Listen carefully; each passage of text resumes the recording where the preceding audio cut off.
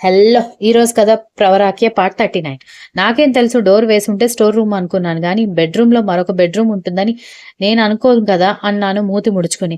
సరేలే, room door దగ్గరికి వేసుకో, అక్క తప్ప ఇంకెవరు వచ్చి రూమ్ బయటికి రమ్మని పిలిచినా రావద్దని చెప్పి మా సీఎం సార్ వెళ్ళిపోవడంతో అమ్మ దగ్గరికి వెళ్లేసరికి అప్పటికే ఫ్రెష్ అయ్యి వచ్చినట్టుంది. మొహం తుడుచుకుంటూ బెడ్ మీద కూర్చుని కనిపించింది. ఏం మాట్లాడకుండా వెళ్ళి మా అమ్మ ఒడిలో తల పెట్టుకుని పడుకునేసరికి ఏమైందమ్మా అని అడిగింది. కళ్ళల్లో కారుతున్న నీళ్ళని కట్టడి చేస్తూ, చిన్నప్పటి నుంచి కూడా నేనెప్పుడు నువ్వు నా కోసం పడుతున్న తాపత్రయాన్ని అర్థం చేసుకోలేదు కదమ్మా. ఒంటరిగా నన్ను పెంచడానికి చాలా కష్టపడ్డావు. పెద్దయి ఉద్యోగం వచ్చాక కూడా బయట ఎక్కడెక్కడో తిరుగుతూ నిన్ను ఒంటరిగా వదిలేసి వెళ్లేదాన్ని.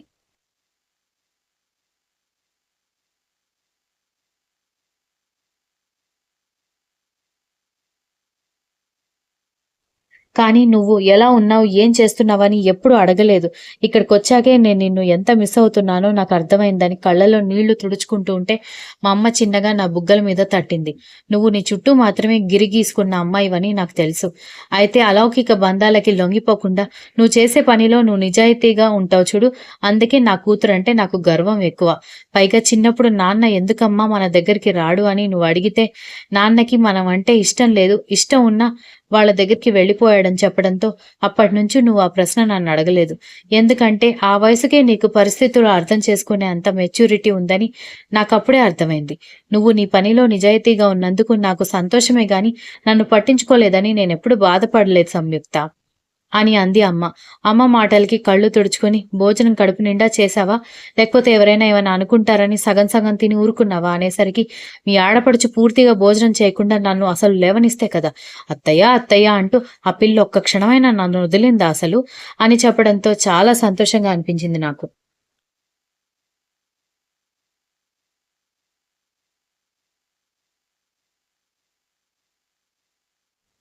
ఏంటి ఈ సమయంలో అబ్బాయి దగ్గర లేకుండా నా దగ్గరకొచ్చావని అనేసరికి ఆయనేదో పనుంటే వెళ్ళిపోయారు అని చెప్పాను. అథర్వ వర్షన్. చటర్జీ పిలవడంతో వచ్చిన గిఫ్ట్‌లన్నీ చూసి, వచ్చిన వాళ్ళ వల్ల ప్రమాదం ఏమీ లేదు. మరి స్టేషన్‌కి ఇంట్రోగేషన్‌కి పంపిన వాళ్ళ సంగతేమైంది అని అడిగాను. కొన్ని రూల్స్, రెగ్యులేషన్స్ ఉంటాయి కదా సార్ వాళ్ళకి. అందుకే రేపొద్దున ఇంట్రోగేట్ చేస్తారు పోలీసులు అని చెప్పాడు చటర్జీ.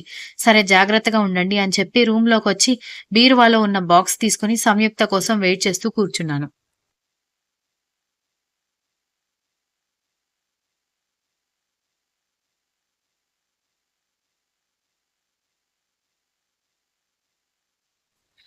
ఎందుకంటే నాకు తెలుసు వాళ్ళ అమ్మగారి దగ్గరే ఉండుంటుందని. వెనుక ముందు ఎవరూ లేకపోయినా కష్టపడి సంయుక్తని చదివించిన అత్తయ్య ఎక్కడ?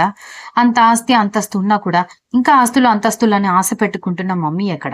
సంయుక్త వర్షన్.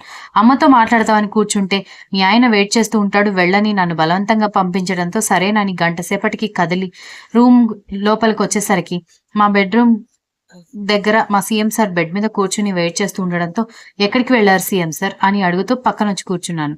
ఏం లేదు, మనకొచ్చిన గిఫ్ట్స్ చెక్ చేయమని చటర్జీతో మాట్లాడడానికి వెళ్ళాను అని సమాధానం చెప్పిన మా సీఎం సార్ మాటలు వింటూ చేతిలో చూసేసరికి బాక్స్ కనిపించడంతో అదేంటని అడిగాను. కళ్ళు మూసుకో అని నా చేయి పట్టుకుని లాగి బెడ్ మీద కూర్చోబెట్టి నేను కళ్ళు మూసుకున్న తర్వాత నా మెడలో ఏదో వేసినట్టుగా అనిపించడంతో కళ్ళు తెరిచి చూసేసరికి నేను ఊర్లో పోగొట్టుకున్న పెండెంట్. నిజంగానే సర్ప్రైజ్ అయిపోయి ఈ చైన్ మీకెక్కడ దొరికిందని అడగడంతో ఊర్లో కాలు మీద చారు పోసుకున్నప్పుడు నువ్వది జారిపోయింది గమనించలేదు, నేనే తీసి జాగ్రత్త చేశానని అండంతో అవునా అని ఆ పెండెంట్ చూసుకుంటూ ఉన్నాను. ఇంతకీ ఈ పెండెంట్ ఎక్కడ తీసుకున్నావని మా సీఎం సార్ అడిగేసరికి ఒక మంత్ నేను రాసిన ఆర్టికల్‌కి మంచి పేరు వచ్చిందని మా బట్టతల హెడ్ గాడు నన్ను ప్రైజ్ చేస్తూ కాస్త మనీ ఇంక్రిమెంట్‌గా ఇవ్వడంతో దాంతో కొనుక్కున్నాను అన్నాను. అవునా, ఎప్పుడు కొనుక్కున్నావు? అండ్ నీకింకొక విషయం కూడా చెప్పాలి సంయుక్త అని మా సీఎం సార్ అంటూ ఉంటేనే చెప్పండి సార్ అంటూ ఆయన వైపు తిరిగి కూర్చున్నాను. అంతలో అర్జెంటుగా మనం వెళ్ళాలి సార్ అంటూ గబగబా చీఫ్ సెక్యూరిటీ ఆఫీసర్ రూమ్‌లోకి వచ్చి చెప్పేసరికి ఇద్దరం కంగారు పడి లేచి నిలబడితే నేనిప్పుడే వస్తున్నాను అని చెప్పి నా వైపు చూసి నువ్వు రెస్ట్ తీసుకో, రూమ్ డోర్ లోపల నుంచి క్లోజ్ చేసుకోవాలి అని చెప్పి నేను పిలుస్తున్నా కూడా వినిపించుకోకుండా వెళ్ళిపోయాడు.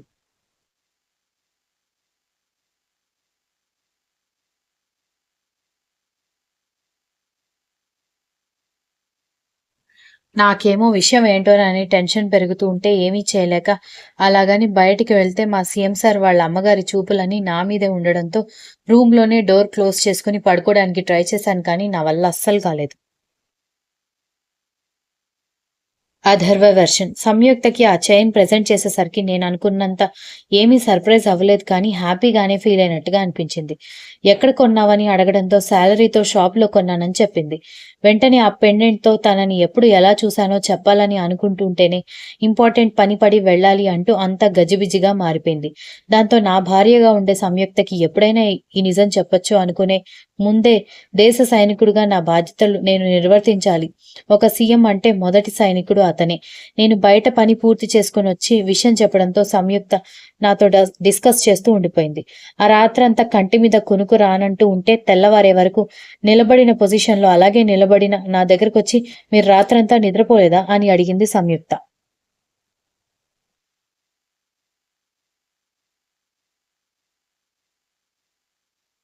ఆమె గొంతుకి తేరుకుని రాత్రి జరిగిన విషయాలే గుర్తుకొస్తున్నాయి సంయుక్త అన్నాను.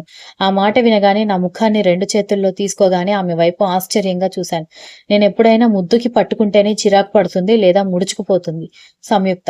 అలాంటిది తనంతట తాను అలా మూవ్ అయ్యేసరికి విచిత్రంగా అనిపించింది. మీరొక రాష్ట్రానికి సీఎం. మీరే ఇలా డీలా పడిపోతే మిగిలిన వాళ్ళకి ఎంకరేజ్‌మెంట్ ఇచ్చేదెవరు? నాకు మీ మీద నమ్మకం ఉంది.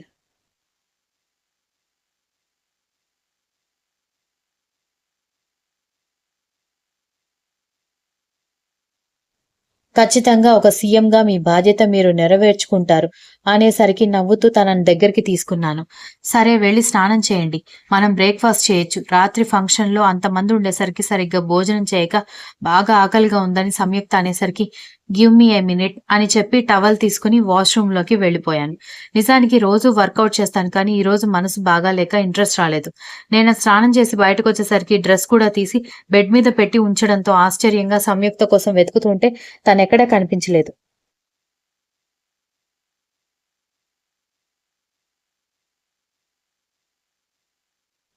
పెళ్లయిన తర్వాత తన దగ్గర నుంచి వచ్చిన ఒక పాజిటివ్ థింక్ కావడంతో ఎక్కువగా ఆలోచించకుండా ఆ డ్రెస్ వేసుకుని బయటికి వెళ్ళేసరికి హారతితో ఎదురొచ్చి కళ్ళకు అద్దుకోమని చెప్పి మీకు అంతా మంచే జరుగుతుందని చెప్పడంతో చాలా సంతోషంగా అనిపించింది. తర్వాత బ్రేక్‌ఫాస్ట్ దగ్గరికెళ్ళాక నాకు వడ్డించి తను కూడా వడ్డించుకుని నాతో కబుర్లు చెబుతూ భోజనం చేసింది. ఆ రోజు మీటింగ్ ఉండడంతో నేను అర్జెంట్‌గా బయటికి వెళ్లాల్సి ఉండి వెళ్తున్నానని చెప్పి వెళ్ళబోతూ వెనక్కి తిరిగి సంయుక్త 2 బుగ్గల మీద ముద్దు పెట్టి "నువ్వు జాగ్రత్తగా ఉండు" అని చెప్పి వెళ్ళిపోయాను. తను డెఫినెట్‌గా షాకయ్యి ఉంటుంది. తన ఎక్స్‌ప్రెషన్స్ గుర్తు చేసుకుంటేనే నాకు పిచ్చి నవ్వొస్తోంది.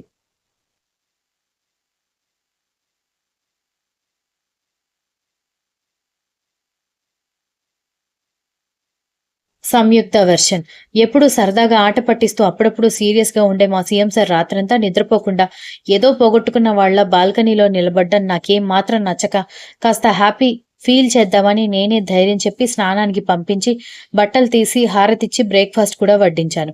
మా సీఎం సార్ తెగ హ్యాపీగా ఫీల్ అయ్యి నాకొక ముద్దు గిఫ్ట్‌గా కూడా ఇచ్చి వెళ్ళిపోయారు. మీ ఊహ కరెక్టే. ఫస్ట్ ఆశ్చర్యపోయాను. తర్వాత షాక్ అయ్యాను. తర్వాత అయోమయంలో ఉన్నాను. ఆ తర్వాత కాంప్రమైజ్ అయ్యి ఇంట్లోకొచ్చేసాను. పాపం మా అత్త తను చేసిన ప్లాన్స్ అన్నీ ఫ్లాప్ అవ్వడం వల్లనేమో తెగ డిస్టర్బెన్స్‌లో ఉండి, నా జోలికి రాకుండా ఉండేసరికి నేను మా పౌర్ణమి గారితో మాట్లాడుతూ ఆ రోజంతా టైమ్ పాస్ చేశాను. మధ్యాహ్నం లంచ్ చేసి కాసేపు పడుకుందామని రూమ్‌లోకెళ్ళేసరికి అప్పటికే అమ్మ లంచ్ చేసి లగేజ్ ప్యాక్ చేసుకుంటూ కనిపించడంతో, "అప్పుడే ఎక్కడికి వెళ్తున్నావు మమ్మీ?" అని అడిగాను. "మరి ఆడపిల్ల ఇంట్లో ఎన్ని రోజులు ఉండమంటావు?" అంటూ తన లగేజ్ సర్దుకుని "నేను రేపు వెళ్ళిపోతాను బంగారం" అని తన పక్కన కూర్చోబెట్టుకొని, "మీ అత్త సంగతి ఎలా ఉన్నా నీ ఆడపడుచుకి, నీ భర్తకి నువ్వంటే చాలా అభిమానం ఉంది.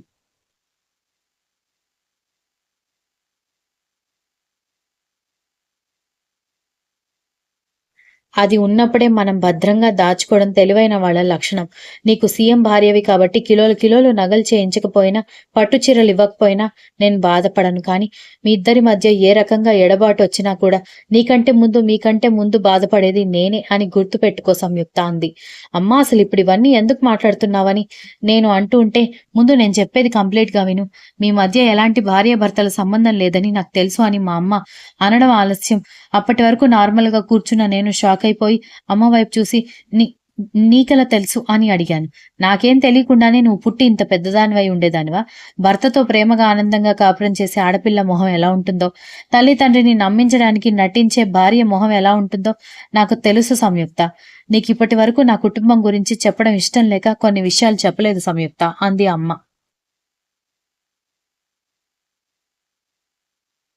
నా తర్వాత 3 చెల్లెళ్ళు, నా ముందు 2 అక్కలు నాకు ఉన్నారని నీకిప్పటి వరకు చెప్పలేదని అమ్మ అనేసరికి షాకయిపోయాను. మా పెళ్ళైన 4, 5 ఏళ్లకి నువ్వు పుట్టడం వల్ల ఆ 4 ఏళ్లలోనే మిగిలిన 3 పెళ్ళిళ్ళు కూడా అయ్యేసరికి కార్యాలు మా పుట్టింట్లో జరగడం వల్ల నాకవన్నీ తెలుసు.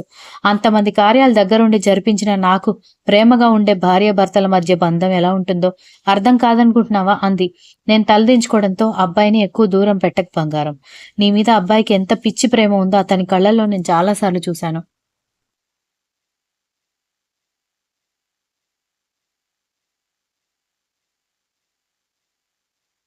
నువ్వు ఏవైనా అనుకుంటావని ఆగుతున్నాడు కానీ లేకపోతే అబ్బాయి క్షణం కూడా నీకు దూరం ఉండేలా నాకనిపించట్లేదు. ఇప్పుడే దగ్గరవ్వడం కష్టం అని నాకు తెలుసు. కొంచెం టైం తీసుకుని అయినా సరే అబ్బాయిని దగ్గర చేసుకోవడానికి ప్రయత్నించు అని చెప్పి పౌర్ణమి గారు రావడంతో తనతో మాట్లాడుతూ కూర్చుండిపోయింది అమ్మ. Continuous. If you like the story please like, share, comment and don't forget to subscribe.